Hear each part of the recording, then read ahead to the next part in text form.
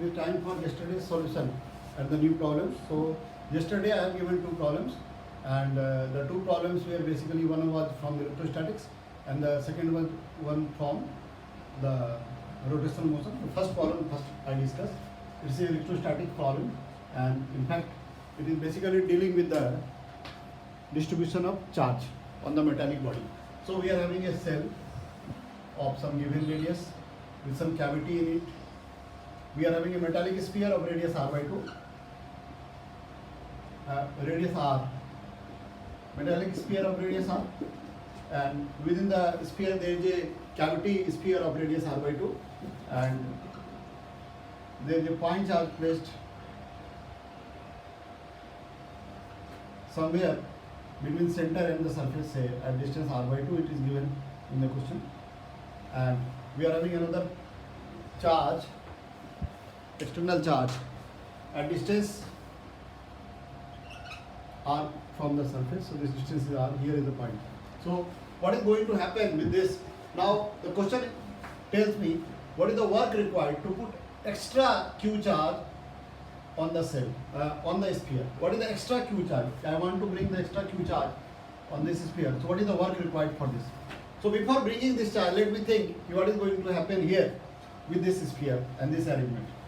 You know, if I am placing the charge here, a negative charge will be induced at the inner surface of the cavity, and that will be equal and opposite to this. So this minus q is introduced here, and correspondingly, since the sphere is neutral, correspondingly a positive charge will be distributed unsymmetrically on the surface of the cube. So here we will have the positive charge, and obviously the greater concentration will be in this and lesser concentration. But total q charge out will be distributed on the outer surface because the sphere is neutral, so net charge on it is 0. So minus q appears at the inner surface, so plus q appears at the outer surface, and due to the presence of the external charge, and this is unsymmetrically distributed to make it equipotential. So this arrangement, in this arrangement, whole of the body of the sphere is equipotential. And what is that potential? What is that potential? You see, that potential is going to be same as at center of the sphere, because we know under a static condition there is no field inside the material. So whatever is the potential at center, same is the potential at the surface. In fact, here the center serves as a boon point for us, because at center we can easily get the potential. Not at the surface we can get the easily potential, because this charge is unsymmetrically distributed. But whether it is symmetrically distributed or unsymmetrically distributed, the contribution in potential at the center is going to be same, because all these charges are at same distance. And the impact of this q and minus q do not extend beyond this region. So impact of this q and induced minus q charge, then a net field of this combination is going to be 0 everywhere. So what we have the advantage when calculating the potential at O, we have to take into account only this and this. So the potential at O comes out to be k q by r, due to this, all this charge, net charge, k q by r, plus k q, this point charge is at distance 2r from O, this k q by 2r. So this is the charge potential at the surface of the sphere when we are not bringing any charge on it. So now we have to bring the charge, and total charge that I have to bring is capital Q. So I am asked what is the work required in bringing this charge. So let me think, at some point of time I have come up with some x charge out of Q, some x charge, and obviously whatever charge I will be bringing, that will be getting distributed symmetrically on this to keep it equipotential, because always all points of the metallic body will remain equipotential. So keep it equipotential. Whatever charge I am bringing on the system, that is going to get distributed in such a way that it remains equipotential. So already an equipotential situation was generated. So whatever extra charge I am bringing, that will be obviously symmetrically distributed over the surface. So the net potential now at the surface will be k x by r, due to the extra charge that I have come up with. So in making further dx charge, what work I am doing? So that work is v0 dx. So the total charge, the total work in bringing the extra charge, if I am asked, so that is going to be v0 dx. So v0 dx comes out to be kq by r, kq by 2r. So this comes out to be k by r. I am taking common, but k by r is common thing. So and this comes out to be 2q, k by r. So this comes out to be 3 by 2q plus x, and further dx I am bringing here. So this, in fact, k by r I have taken out because it is constant, so it will come out of the integration. And the limit of x for us is what, 0 to q, because I am needing the extra charge q. So I am starting with extra charge 0 and making it q. So this is the total work done by me. I am solving it. I am getting this comes out to be 3 by 2 q square, and this is q square by 2. So total comes out to be k q square by 2kq square by r, k 2q square by r. Yeah, we can write it also q square by 2 pi epsilon r. So this is the correct answer, k 2q square by r, or you can say q square upon 2 pi epsilon r.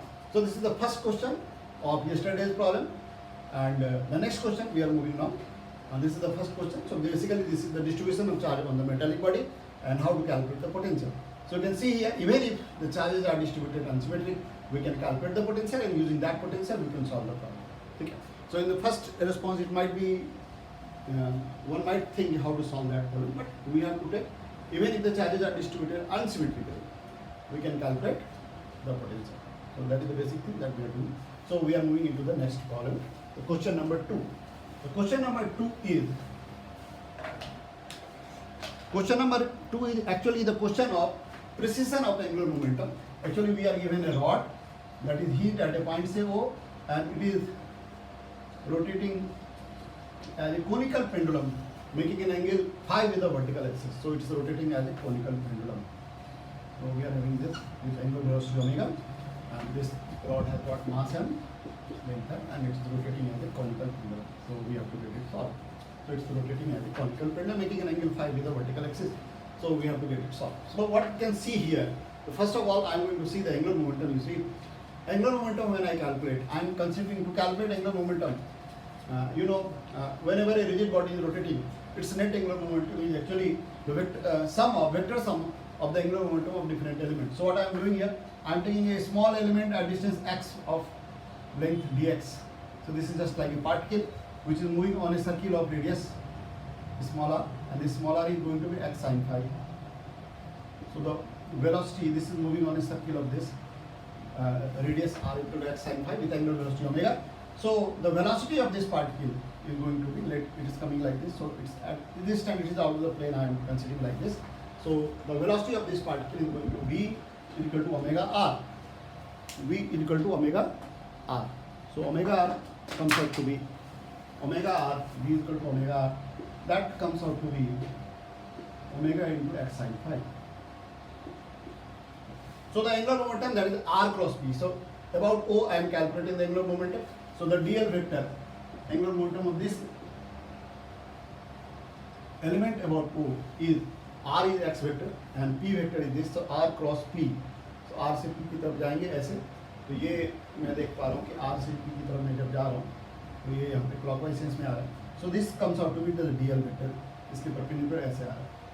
So this is the direction of dl vector, and the dl vector has got the direction, and the magnitude of this vector is going to be r. So they are the perpendicular. So the magnitude of this is mvx. So mvx. mvx, v is this. So we are getting mvx and dmvx. dm is the mass of this element. So it's going to be lambda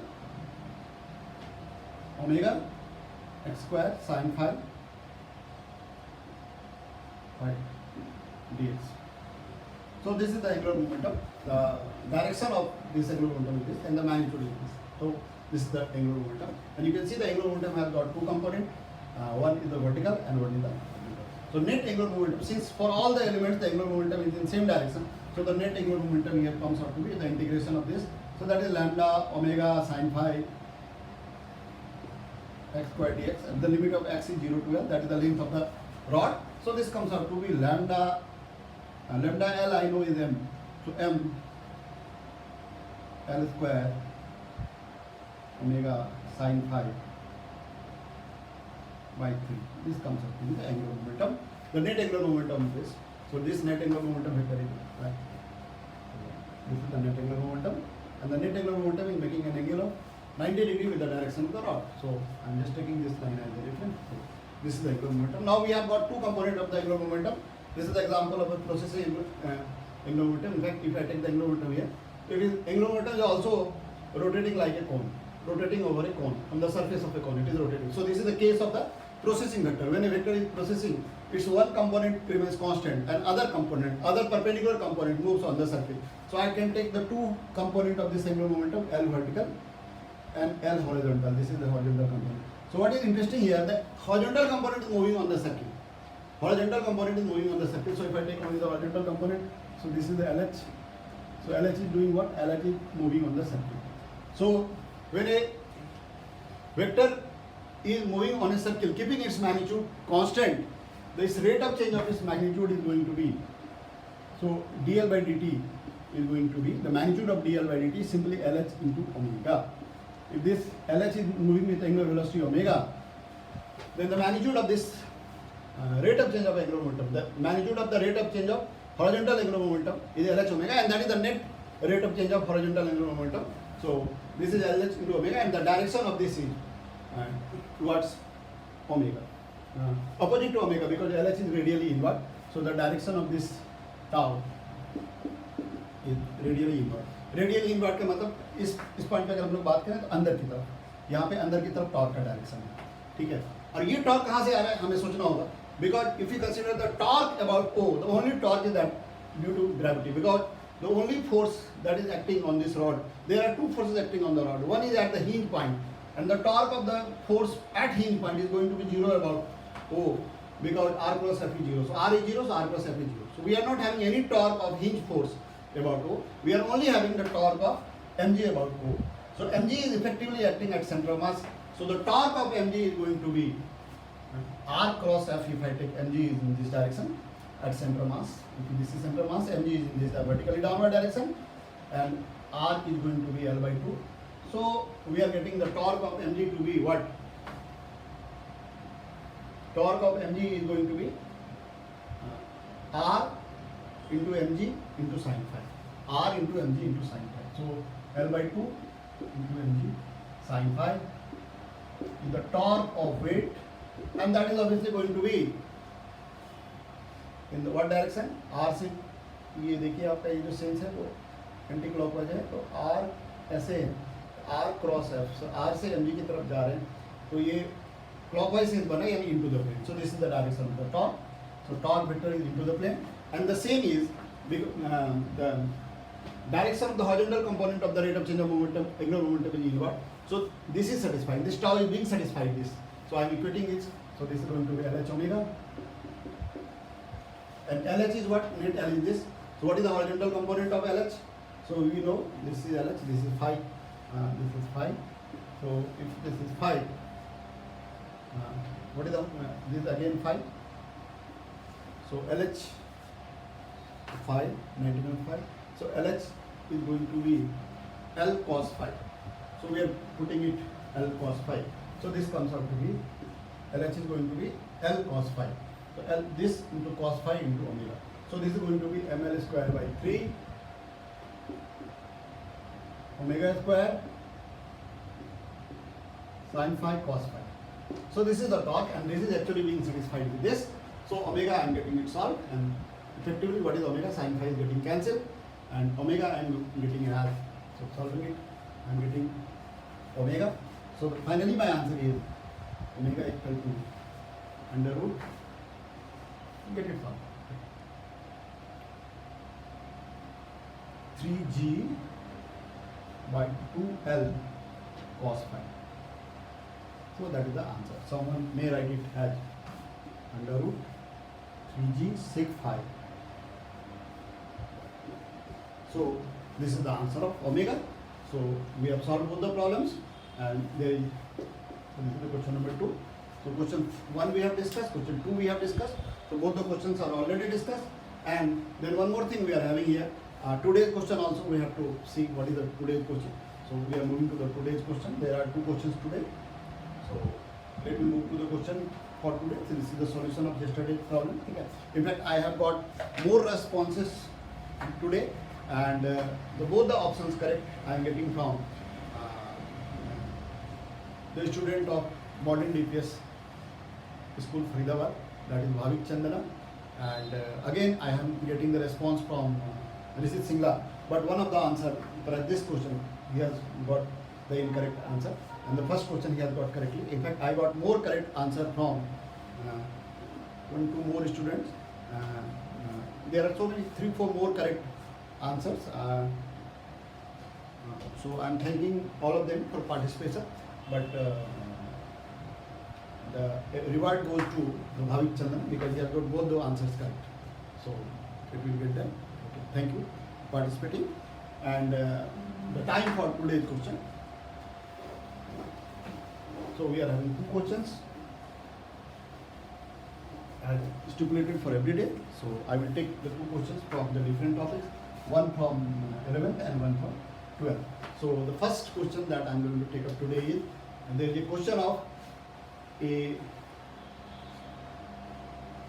hollow sphere that is actually composed of 2 hollow hemispheres. So this is a combination of 2 hollow hemispheres, and their masses are say m and 2m, and they are placed under a liquid. So we are having this combination of 2 hollow hemispheres placed under a liquid. Okay, and the radius is say r. This combination 2 hollow hemispheres are this hollow sphere is combination of 2 hollow hemispheres of mass m and 2m and placed under liquid. On releasing the system, I find the center of mass remains at rest. On releasing the system, I find that center of mass remains at rest. So what is the initial angular acceleration of the hollow sphere? That is the question. On releasing the system, we find that center of mass remains at rest. So what is the initial angular acceleration of the hollow sphere? That is the question. So we are having a combination of 2 hollow spheres. So that is making a hollow sphere of masses m and 2m, and they are placed in a liquid. On releasing this with the shown diagram, I find that center mass remains at rest. So what is the initial angular acceleration of the hollow sphere just after releasing? That is the question. What is the initial angular acceleration of the hollow sphere, hollow sphere just after releasing? You can, I can put it under language also.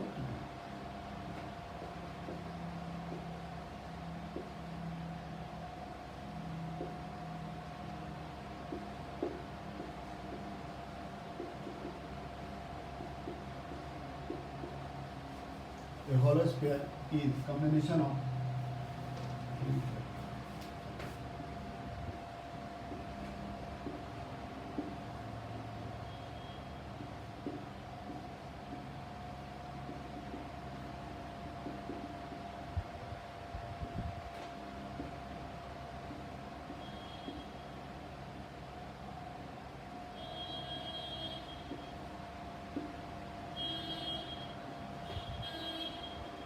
combination of 2 hollow hemispheres.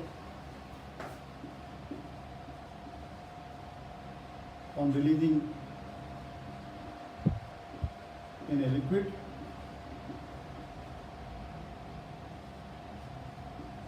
COM remains at rest.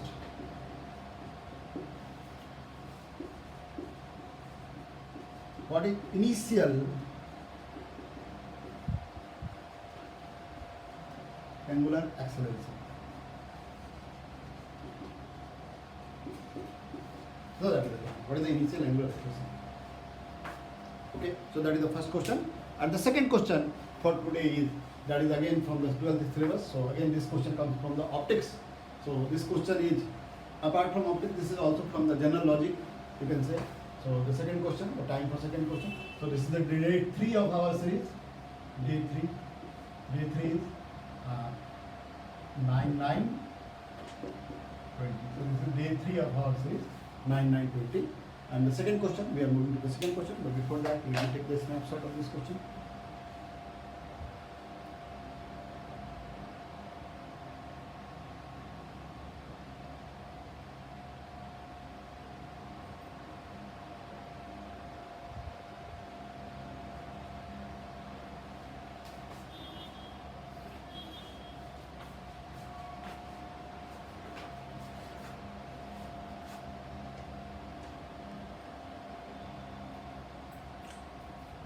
So now moving to the next question. The next question is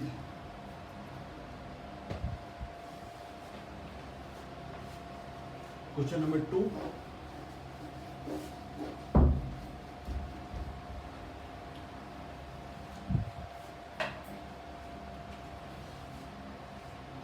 Face of a person is rectangular.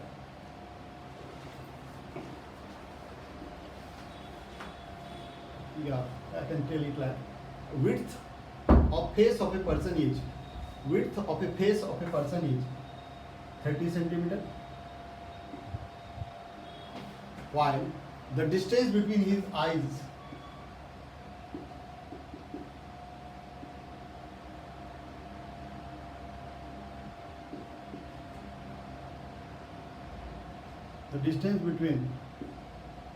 his pointed eye means you have to treat the eyes as point.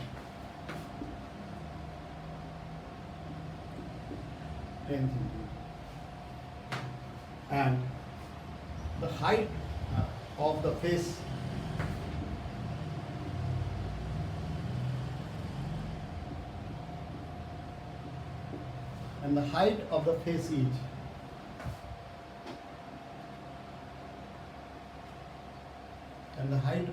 is say 40 centimeter. And height of the face is say 40 centimeter. What is the minimum dimension of what is the dimension of, yeah, you can say what is the minimum area of a rectangular mirror required to see his full face? What is the minimum area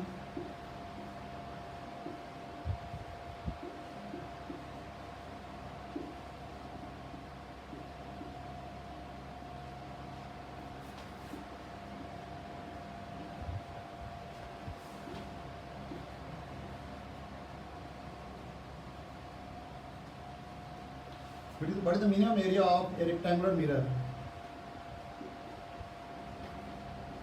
required to see his full face?